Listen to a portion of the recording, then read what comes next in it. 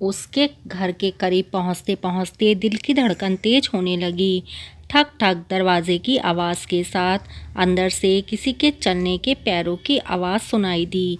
काफ़ी देर में दरवाज़ा खुला। एक कमज़ोर सी महिला सामने थी। जैसा सुधा ने बताया था उसके विपरीत नहीं, ये उसकी माँ नहीं हो सकती। सोच ही रही थी कि सामने से आवाज़ आई, कहिए जी, ये सुधा का घर है ना?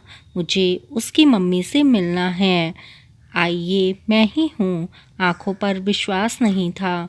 वो बिंदास लड़की तो अपनी माँ के तौर तरीकों के लिए कितना कुछ कहा करती थी। मैं उसकी सहेली, आपको उसके विषय में पता चला होगा। हाँ, चली गई ना यहाँ से? तो बहुत पहले ही चली गई थी, अब दुनिया से चली गई। अच्छा ही हुआ। ये क्या कह रही हैं आप?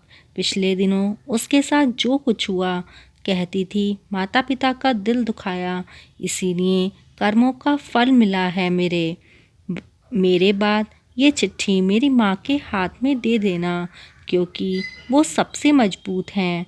पूरी चिट्ठी वो एक ही सांस में पढ़ गईं। उसके बाद वह कुछ टूटी हुई दिखाई दी, लेकिन जल्द ही चेहरे के भाव बदल कर बोली, अच्छा हुआ उसे मुक्ति मिल गई।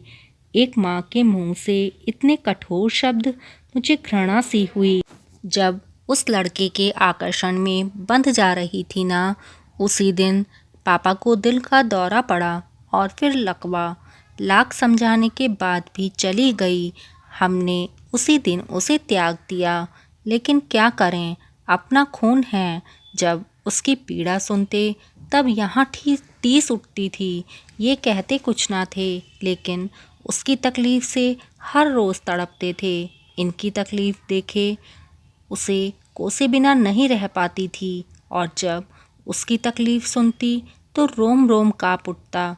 कैसा प्रेम का भूत चढ़ा था कि हमारे समझाने का भी कोई असर नहीं हुआ। पिछले दिनों पता चला कि लड़के ने उसे धोखा दे दिया है, और अब फिर उसकी मृत्यु का। चलो, ईश्वर ने रास्ता आसान कर दिया। अब पूर्ण समर्पण के साथ अपने पति की सेवा कर सकूंगी, कहकर एक आंसू छलका और आंटी उठकर चली गईं। समझ रही थी उनकी वेदना, उनकी टीस। माँ का दिल था बच्चे की तकलीफ सुन हर रोज़ मरता होगा। माता पिता क्रोध में बच्चों को चाहे कितना भला बुरा कहें, उनका प्यार और आशीर्वाद हमेशा अपने बच्चों के ही साथ होता है। लेकिन बच्चे महज आकर्षण में बंद अपने महत्वपूर्ण संबंध से ही समझौता कर लेते हैं। झांक कर देखा तो आंटी अंकल को पत्र पढ़कर सुना रही थीं, जिसका हर शब्द झूठा था। सुनिए, बेटी माफ़ी मांग रही है, कहती है मुझसे बहुत बड़ी गलती हो गई, अब सामना करने की हिम्मत नहीं।